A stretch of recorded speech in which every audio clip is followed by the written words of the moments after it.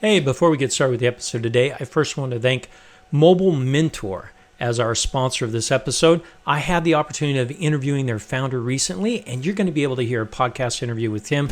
Great insight on what's going on today in technology. Specifically, Mobile Mentor is a managed services provider that has become a global expert in device management. They won Microsoft's Partner of the Year award for helping clients with the deployment of Microsoft Intune. If you want to retire legacy tools like SCCM, JAMF, or AirWatch and manage all your devices with Intune, you need to get in touch with Mobile Mentor. They have operations in the US, Australia, New Zealand, and they're considered the best in the world in device management. Now off to the show. Welcome to Embracing Digital Transformation, where we investigate effective change leveraging people, process, and technology. This is Darren Pulsford, Chief Solution Architect, author, and most importantly, your host. On this episode, Supermicro pioneering data center innovations, with special guest Thomas Jorgensen, Senior Director of Technology Enablement at Supermicro. Thomas, welcome to the show. Thanks, Darren. Thanks for having me. Hey, we've met a couple times at Supermicro headquarters in Silicon Valley, and I was very blown away with what you guys do and how you do it. So I said, I have to have you guys come on the show. Thomas raised his hand, says, I'll give it a shot. So we'll see how you do today, Thomas. But before we get started on that, I only have superheroes on my show, and every superhero has an origin story, a background story. So Thomas, what's your background story? What makes you a superhero?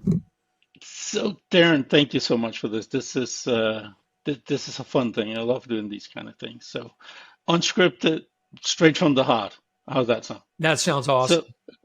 So my name is Thomas Jorgensen. I'm originally from Denmark. I've been working at Supermicro for the last 4 years in a department called Technology Enablement.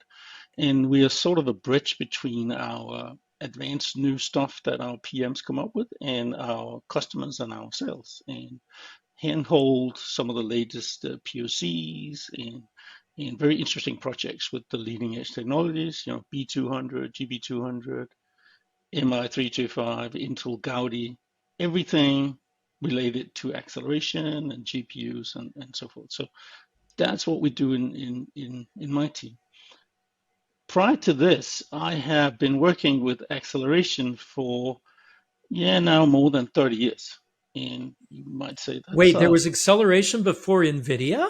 What? Oh, way before then. In the mid 90s, actually in the early 90s, I started working for a networking company in Denmark called Olicom. It was later acquired by Intel to become part of the Intel networking group. But we were pioneers with Token Ring, with Ethernet, with ATM technologies in the late 80s, early 90s. And later in the 90s, I started working for a couple of little startups in Denmark where we used FPGAs as TCP/IP acceleration. So nice. Whenever the CPUs could not keep up and handle the network traffic, we've created this little company called IP Semiconductors. It doesn't exist anymore, but it was really a pioneer in the ways you could use FPGAs, because FPGAs back in the 90s and 2000s, they were considered glue logic.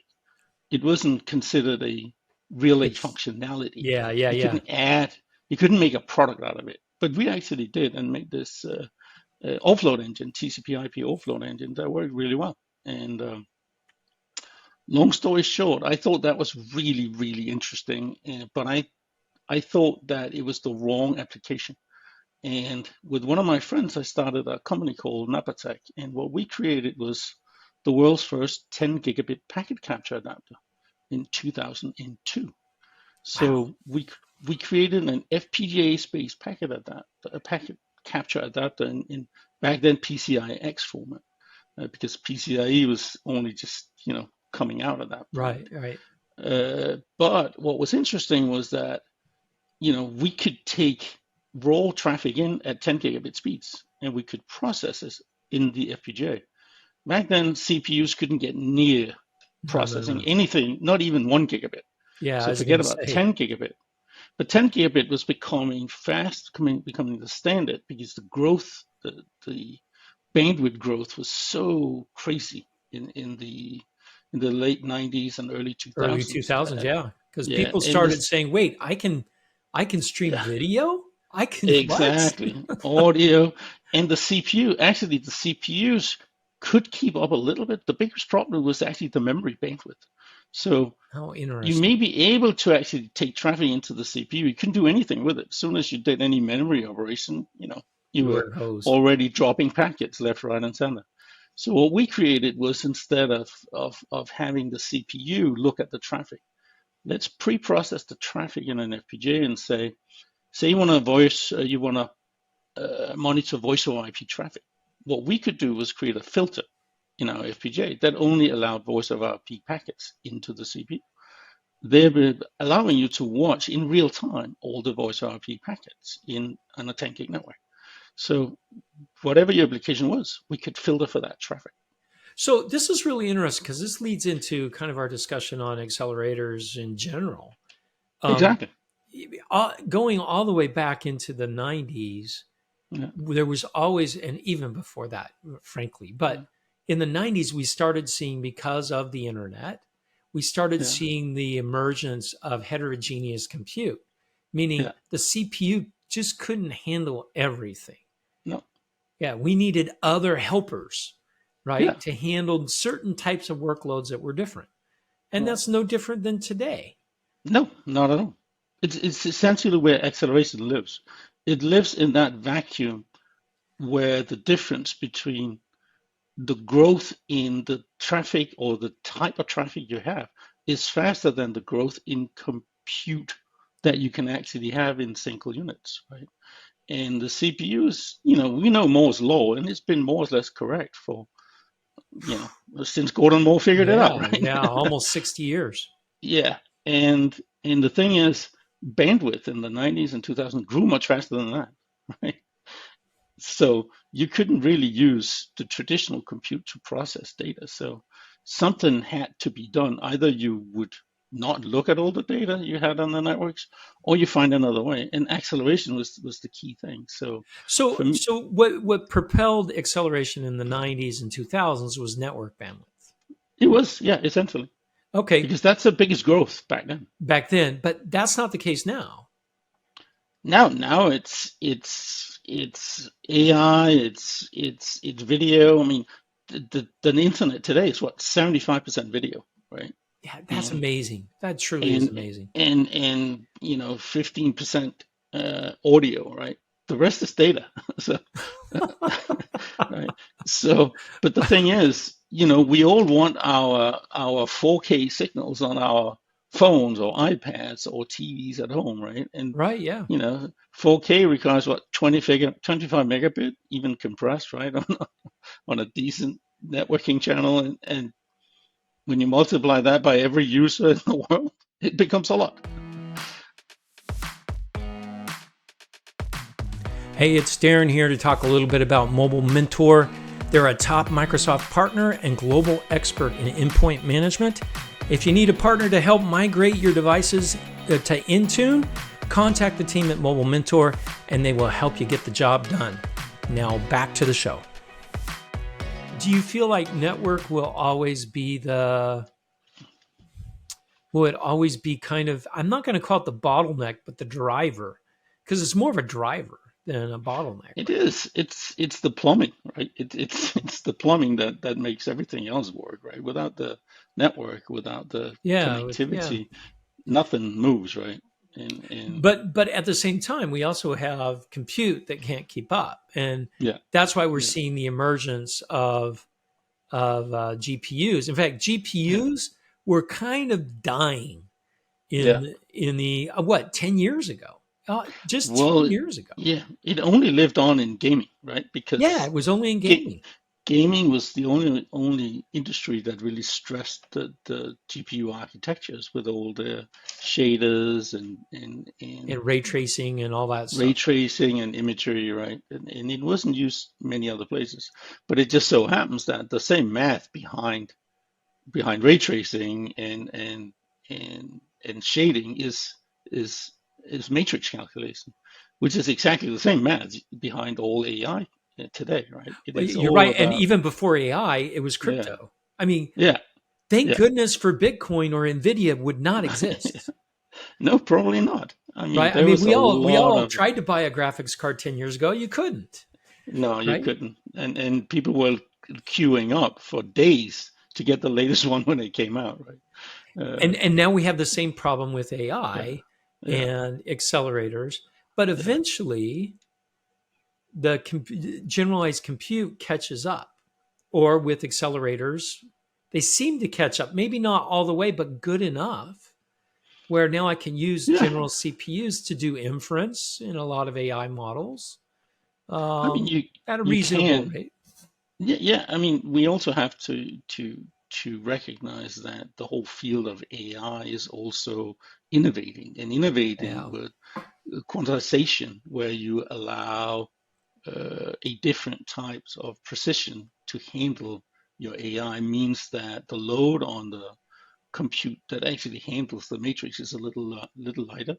So we have new models coming out that takes advantage of that, like DeepSeek, and that is only that's just more. that's Yeah, that's kind of a catalyst because now you have a whole host of others trying to do the same thing.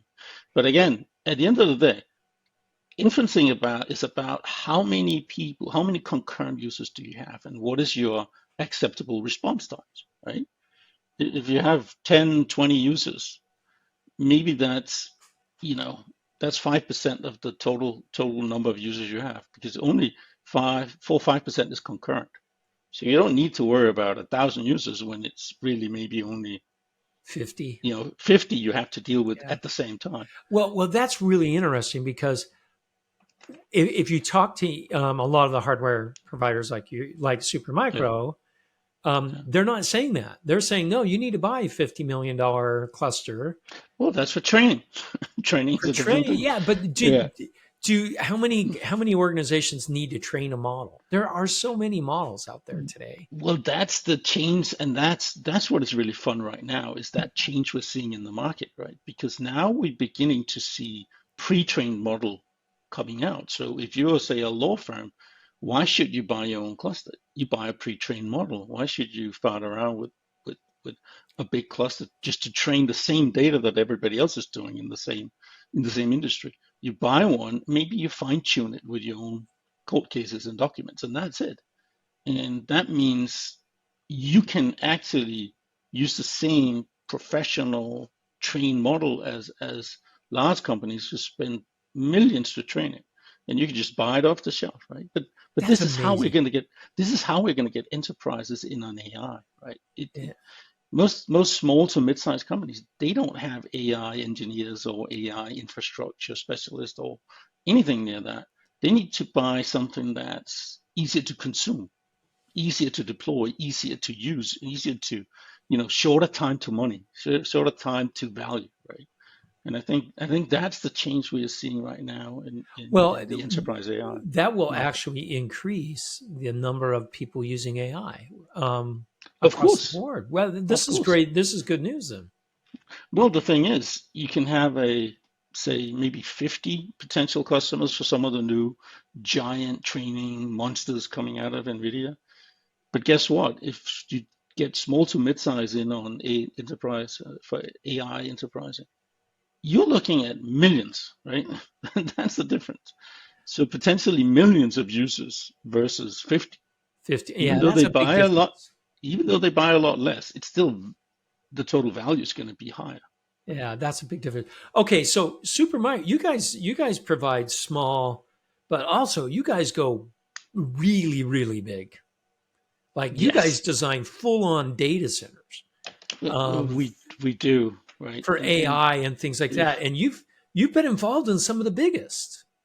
we recently or last year deployed more than 100,000 GPUs in one cluster. That's the one at That's a XAI lot. running Grok, right?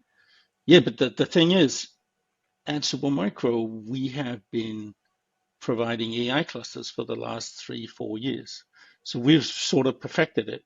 That rollout was done in 122 days from the That is first rack rolled in amazing. till it was actually, running grok, right? That is an astounding speed.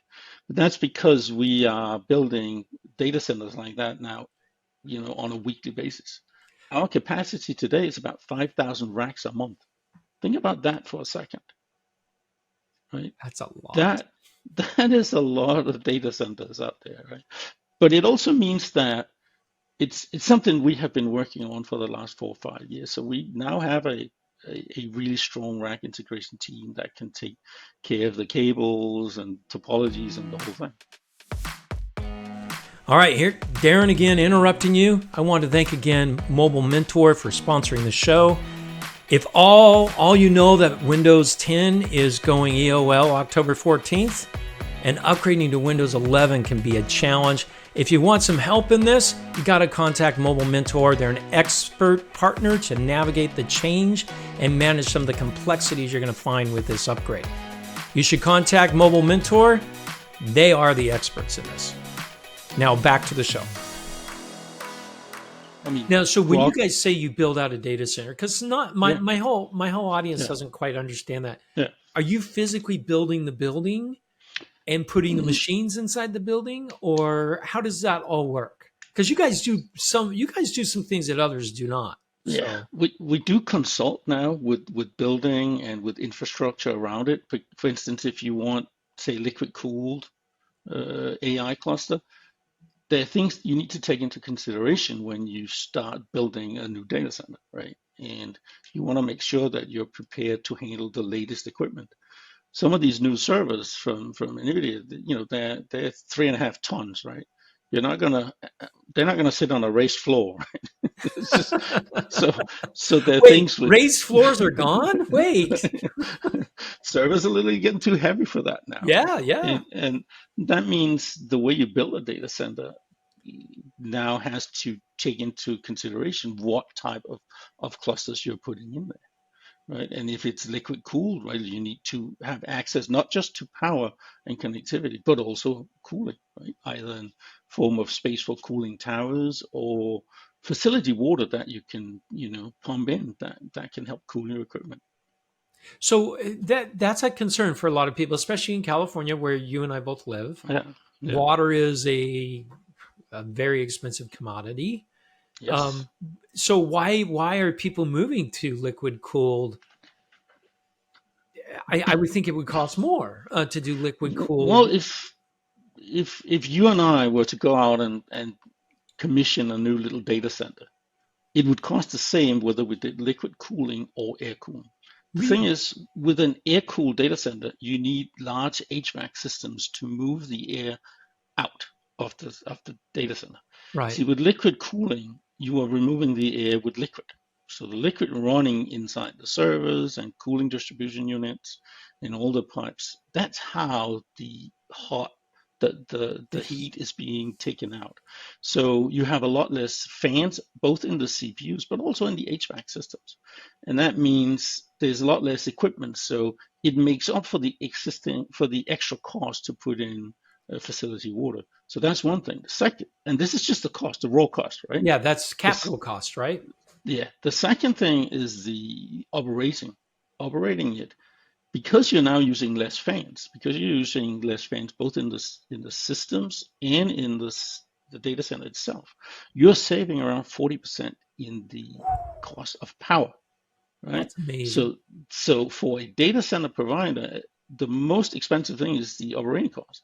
And you can imagine saving 40% of power means that people really have a strong incentive to move towards liquid cooled data centers, and that whole thing has spurred, had kind of made Supermicro take the next step. We are now introducing something we call data center building block solutions, where we are now not just delivering a whole cluster, but also the whole infrastructure around it with water, from the cold plate to the piping to the CDUs, cooling distribution units, and out to the water tower outside your data center.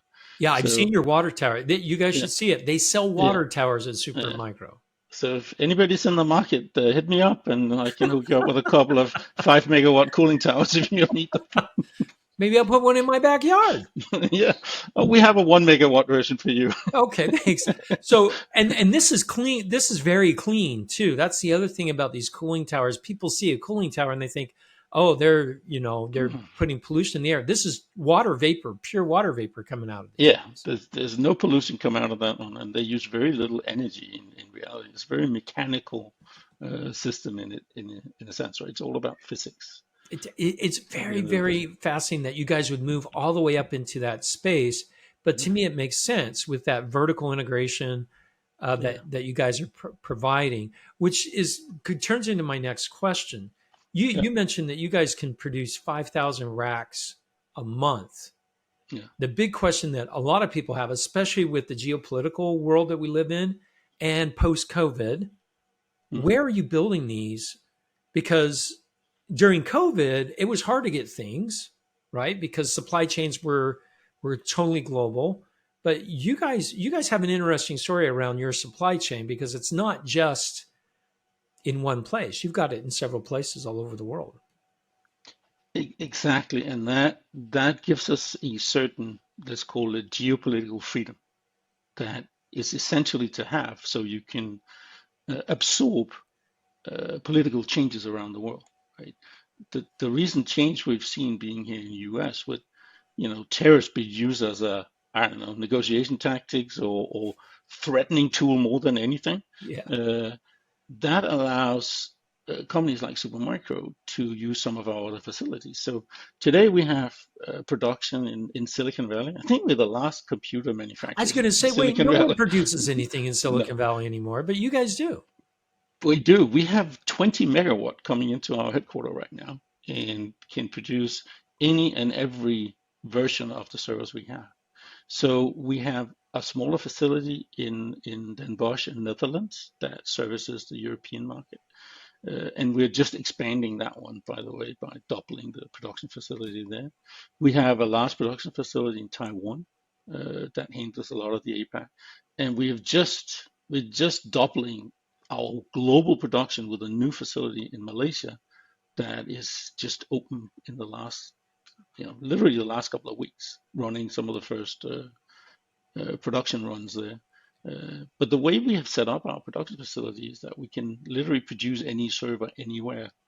So depending on the requirements and needs, it gives us a lot of flexibility to shift orders around, to you know do them in an geo, right? A lot of these data centers we're talking about now that are you know handling global markets, they tend to be put in places where energy has low cost, Right, right, where right.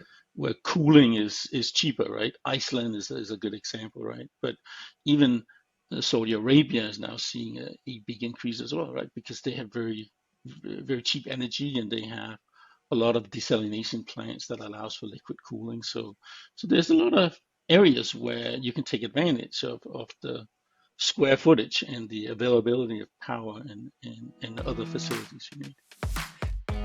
Again, hey, thank you, Mobile Mentor, for sponsoring this episode today. They are they've got a very powerful process for extracting maximum value out of your Microsoft licenses. This is called the Capability and Capacity Assessment. And it normally costs about $9,900. But listeners on this episode today, you can get that service at no cost. Just go to www.mobile-mentor.com/Darren and sign up. Now back to the show. So you guys do massive, huge data centers. Yeah. If I have a small business, maybe a mid-sized business, not small, right? Mid-sized business where maybe I need 10 racks of machines. Yeah. Do I go to Supermicro? Is that something you can go down that small, or do I go through someone else, one of your partners? How do you guys handle? Do you handle small and big, or just these big, massive like Grok? I Let mean, me, who gets the yeah. contract for Grok? Because someone got paid a Yeah. lot of commission on that sale, right? Yeah. Let me answer it this way. We still sell gaming motherboards. Oh, really? Yes. We still sell workstations, right? Interesting. So we have a whole product line on workstations and gaming motherboards, and we're still considered one of those really powerful motherboards for gaming because we have 32 years experience. We started as a motherboard company, right? We made our first motherboard 32 years ago. And I think we were the first one to ever create a dual CPU motherboard, together with Intel, by the way, Yeah, yeah. 28 some years ago, or 29, right? Something around there. So yes, we serve anyone and everyone. We don't, we like to say we don't discriminate. You know, if you're on a small or large, some customers buy through our partners. We have a lot of channel partners, distributors, and resellers. We have a lot of OEM customers, so a lot of I know you branches. guys white box a lot of stuff too, We right? do. A lot of the boxes you see in data centers have a different name on it, but they're made by But Supermicro. they're made by you guys. Yeah, yeah. Because we have a massive production, right? And we've always had this principle of building blocks, like Lego, right? Right. We design our own motherboards, we design our own chassis, we design our own power supplies. We don't buy third-party things. The only thing we don't make is literally the CPUs with Intel, NVIDIA, or AMD, or disk drive from Solidigm, and or Micron memories and things like that. The rest we make ourselves because some of the servers we produce today require so much power that there are no commercially available power supplies that can handle it. So we literally have to pick our So own. you literally have to make it yourself. Yeah. We have power supplies up to 6.6 kilowatt now, right? In a single little power supplies, right? And That's you need amazing. four of them. You need four of them to have redundancy in one of those, let's say, NVIDIA B200 AI servers, right? And they are only 4U high now because of liquid cooling. So the power supplies has to be very, very powerful and very, very small.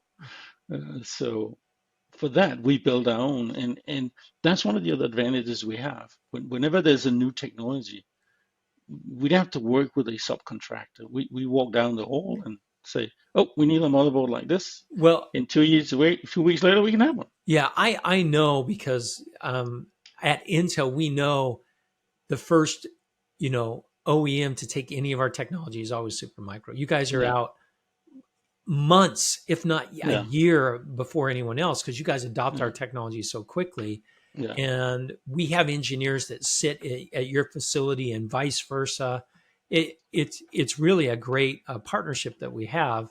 yeah, Um, and I always love getting your guys' devices. We used to get them all the time when I yeah, was in the business unit side. I would always order Supermicro servers because I could always get the latest and greatest yeah. technology in it. So a huge advantage that you guys have over your competitors. It's pretty amazing. I mean, this is one of the real values of being in Silicon Valley as a producer, right? Because we're 5 miles away from Intel headquarters. We're 5 miles away from NVIDIA. We're 5 miles away from Yeah. AMD. Literally next door is Broadcom. When we have meetings with Broadcom, we walk over there, right? You don't have to hop That, on an airplane yeah, or look at no, time zones or that anything. that that proximity may be old school, but it's really valuable. No, it is valuable. When you want to get something done, there's nothing like sitting down and look each other in the eyes and agree on it, right? Well, and we found that ourselves. We do far better when we're in person and we're Yeah, whiteboarding ideas or whatever it is. exactly, So, exactly. hey, Thomas, this has been really insightful. Yeah. If people want to find out more about Supermicro and where they're headed in the future, where do they go? Well, they come knock on the door, and I'm happy to take a one-on-one meeting with anyone. But I Wait, think, you guys all heard it on the show. Just fly but into Silicon Valley, come visit Thomas. He's there. No, absolutely, he's we have a never whole there, right? company of nerds and technical people that love nothing better than discuss technology. I think we're more than 60% of our company is engineers. So it you want to discuss in technology, this is the right place. That's But it. we also I have totally agree. we do have a website where people can find information. Oh, wait. That's that Yeah, virtual thing yeah, that you don't yeah, like. exactly, exactly. It's there. It's there because people need it, and but but it is maintained and it is updated. So from the cloud to the edge to the data center, we have solutions for everybody. And if you want a really powerful workstation, we are actually also the game in town. That's awesome. Maybe I need to drop in and buy one. Yeah, I'll just drop into headquarters and say, hey, I want one of these. you can. Right here. We have a will call. Yeah, well, You oh, can pick it up. perfect. Perfect. Hey, Thomas, thanks for coming on the show. Yeah, thanks, Darren. Great to be here. Thank you so much.